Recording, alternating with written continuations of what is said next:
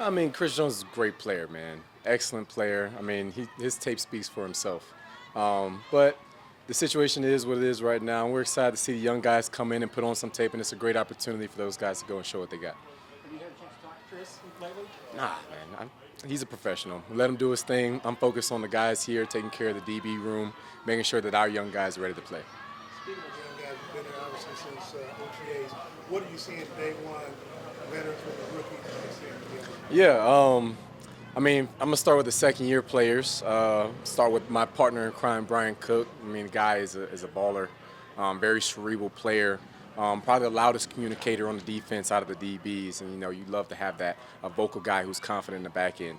I mean, all the young guys, Trent McDuffie, Jalen, Jay Will, Najee Johnson, all doing an amazing job. The young guys coming in, Isaiah, Echo. You guys, they have their ears wide open. They're humble. They're willing to learn. Spag's system is not easy, but they're willing to put in the work, and we have good veterans in the room that's willing to lead them along and teach them. We talked about it in the offseason.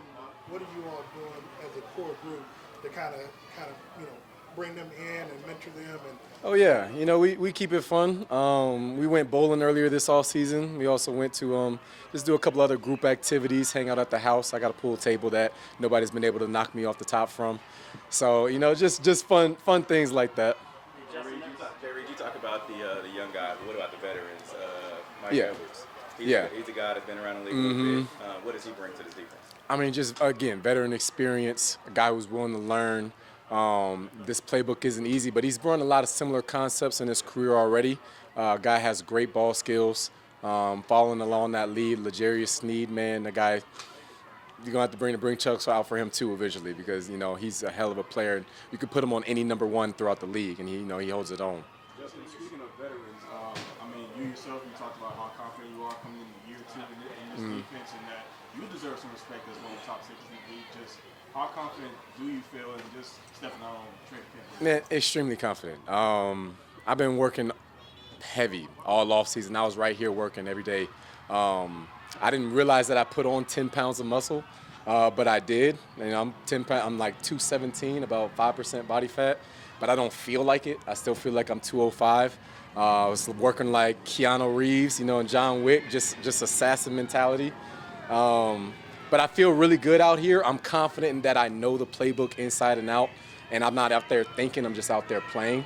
So I'm excited about what I'm going to be able to do to contribute to this defense truly being dominant this year and finally getting some recognition and respect that I feel like I deserve too. Justin, what did you think of that ESPN list when it came out? What was your first reaction?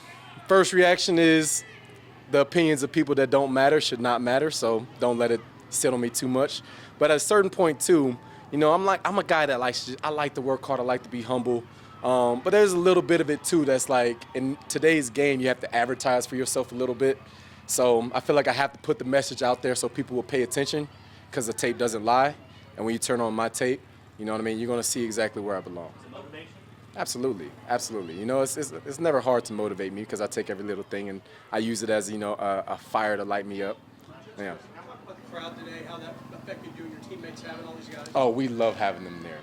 I mean, Chiefs Kingdom is international. It's amazing to hear them chief. They bring energy to the guys on the field. They make this a lot of fun.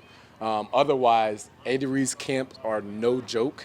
And, they make it a lot more bearable to come out here and see them cheer and smile and hoorah. It makes it a lot of fun. Justin, just elaborate on Andy Reid's camp being no joke. What did you learn about it last year, and what sets it apart? I came in prepared this year, man, because last year, the first week or two was just tough. I mean, it's just very fast. It's very fast, and it's mentally challenging because he makes it fast to make the games easy. This training camp that we do, the practices, are way faster than any of the games ever are. So it makes the games very easy, By the time you're running the play, the next ball is already spotted. You're already back to the line of scrimmage running the game. We draw back to the huddle. We draw from drill to drill. Everything is very fast-paced, challenges you mentally, challenges you physically, but it makes you truly prepared for when the season comes. And how much does it feel different to be isolated up in this environment? It helps. I think this is where the chemistry comes in. I mean, one of the things that makes the Chiefs so fun to watch is you see the personalities and how the whole team gets along with each other. And training camp is a big part of that because we come here. It's kind of like college. We're in dormitories together. We hang out all day. You get to know your teammates. We have a lot of fun together. You build those relationships. Justin, how far has the on-field communication improved with Nick year to year? You guys Oh man, huge. I mean, we're at the time now. Like this is a prime for the Kansas City Chiefs kingdom, man. With the talent that we have offensively and defensively, the veteran leadership, along with the young guys coming in and playing really well, especially when we need them to. It's an all-time high right now, and Nick is the leader of the defense in that, and play calling, making checks, making calls. Everyone on the field has the utmost confidence that whatever Nick says, that's what we're going to do and execute. You mentioned Echo a little while ago. Just it's only been a week, but what have you seen from him? Yeah, I mean, all the guys are just fundamentally sound, man. That's the biggest thing. This playbook is challenging, so sometimes it's hard to see because you got to get the checks and alerts in.